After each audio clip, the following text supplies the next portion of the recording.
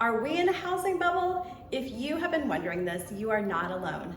Hi, I'm Gina Walton with the Walton Home Team of Keller Williams, and here are a few reasons why this market is not like 2006.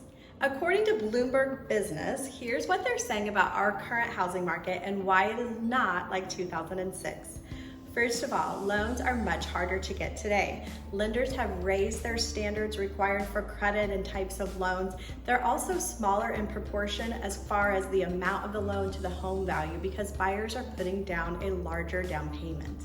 Another factor is that the current price run-ups are because of a tight supply and strong demand, not because of creative lending, which we experienced in those years through before 2006.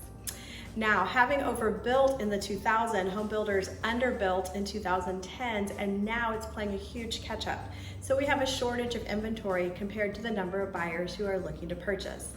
And lastly, in the Midwest, we are conservative with pricing. So economists are projecting that we've actually established a new home value price range because our homes were below the affordability compared to others in the United States. Now, what are your thoughts on today's housing market? Feel free to comment below, and we would be happy to talk with you about those questions or just comments that you have in general. Also, if you're considering to buy, sell, or invest in real estate, call us today. Let's see how your goals in today's housing market match for a win-win real estate opportunity.